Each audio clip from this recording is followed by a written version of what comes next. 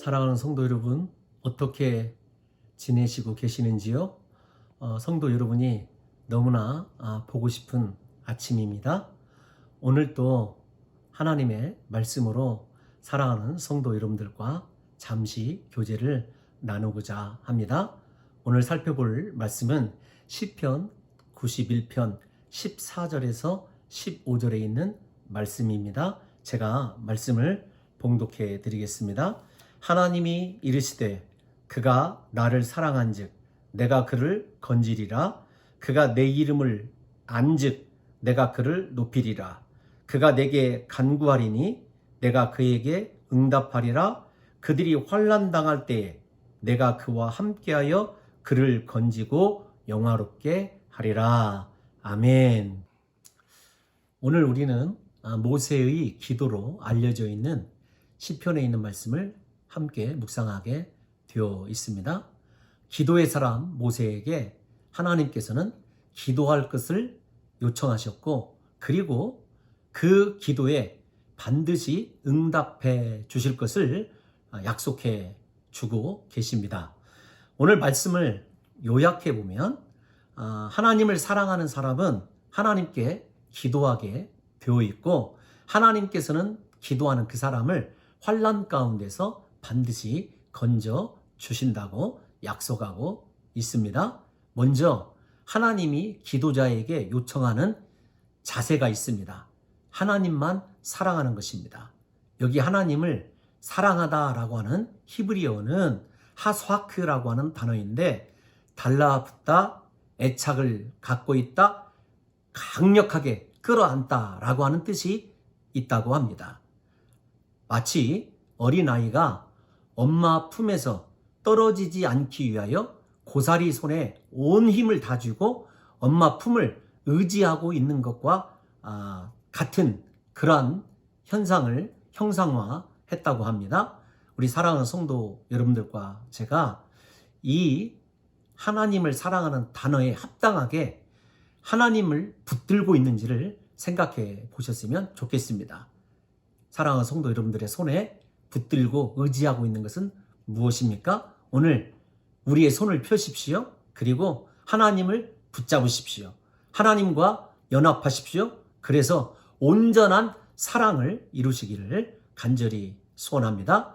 하나님을 사랑하는 사람에게는요, 환난 가운데서 기도할 때에 건져주신다고 오늘 우리에게 말씀이 분명하게 증거하고 있습니다.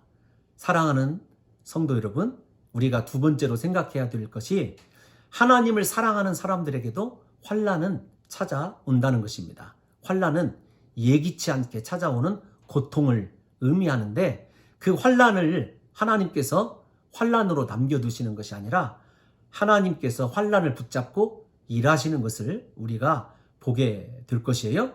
그런데 그 환난이 하나님이 일하시는 도구가 되기 위하여 우리에게 요청하신 것이 무엇이냐면 부르짖어 기도하는 것입니다. 성경을 보면 수많은 기도의 명령들이 나옵니다. 그런데 이 기도하라고 하는 명령 뒤에는 언제나 어김없이 기도 응답에 대한 약속이 주어지는 것을 보게 됩니다. 제가 한 구절만 사랑하는 성도 여러분들에게 말씀을 소개하고자 합니다. 예레미야 33장 3절에 있는 말씀입니다. 너는 내게 부르짖으라. 내가 내게 응답하겠고 내가 알지 못하는 크고 은밀한 일을 내게 보이리라. 이처럼 하나님은 어떤 상황에서든지 우리에게 부르짖는 기도를 요청하셨고, 그 기도에 대해서 반드시 응답하시고 크고 놀라운 일을 성취하실 것을 약속해 주셨습니다. 기도보다 위대한 것은 없는 것입니다. 오늘 본문에 하나님을 사랑하는 사람 모세도 환난 가운데서 기도합니다. 그리고 그 기도대로 건짐받게 됩니다.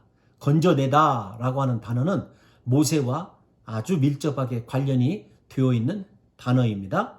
모세는 바로의 눈을 피하여 숨겨서 키워진 아이였습니다. 더 이상 그 아이를 숨긴 채로 키울 수 없어서 연약한 보잘것없는 갈대 상자에 담아서 일러기는 나일 강물에 그렇게 떠내려가게 했던 인생이 모세입니다. 하나님께서 그 모세와 함께 하셨고 마침내 모세는 물에서 건짐받게 됩니다. 그런데 이 나일강에서 건짐받은 모세의 체험이 훗날에 온 이스라엘을 건져내는 하나님의 크고 놀라우신 섭리의 그림자였다는 것을 우리가 생각해야 하는 것입니다. 하나님은 모세를 물에서 건져내셨을 뿐만 아니라 그의 사랑하는 백성들을 모세를 통하여 애굽에서 건져내시게 됩니다. 나일강에 던져진 것이 예기치 못한 환란이었지만 더 크고 놀라운 일을 행하기 위한 하나님의 계획으로 드러나는 사건입니다. 기도가 이렇게 위대한 것입니다. 환란에서 그치게 하는 것이 아니라 크고 놀라운 일을 드러내게 하고 하나님께서 이루실 모든 일들이 온전하게 보이게 하는 것, 그것이 기도의 위력인 것입니다. 오늘 우리가 당하고 있는 지금의 이 환란, 아마도 우리의 이 상황이 출렁이는 강물 위에 위태하게 떠있는 모세의 갈대 상자와 같을 것입니다. 그러나 우리가 하나님을 사랑하고 기도하면 이 환란 가운데서 반드시 건져 주실 것입니다. 파멸과 절망과 죽음을 향하여 떠내려갈 수밖에 없는 우리 인생이 반드시 건짐받게 되고 이 환란을 통하여 하나님께서 이루실 더 크고 놀라운 구원을 우리가 보게 될 것입니다.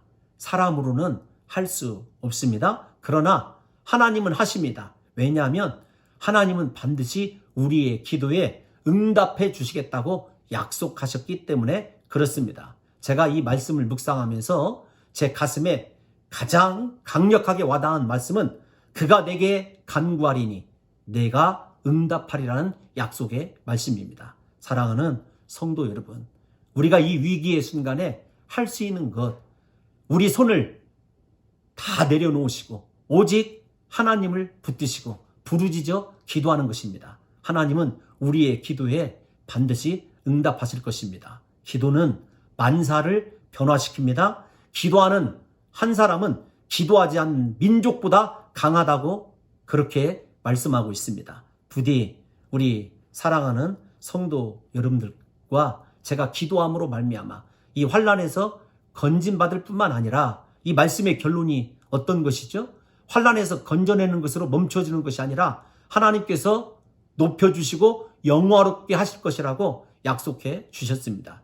지금의 환란에서 건짐받는 것은 당연한 것이고 하나님이 우리를 높여주시고 영화롭게 하시는 놀라운 축복의 약속이 우리의 것임을 사랑하는 성도 여러분들과 제가 믿으시고 함께 온 마음 다하여 기도하는 역사가 있으시기를 예수님의 이름으로 축복합니다. 오늘은 우리 사랑하는 교역자들이 성도 여러분들을 그리워하며 짧은 문안으로 위로하고자 합니다.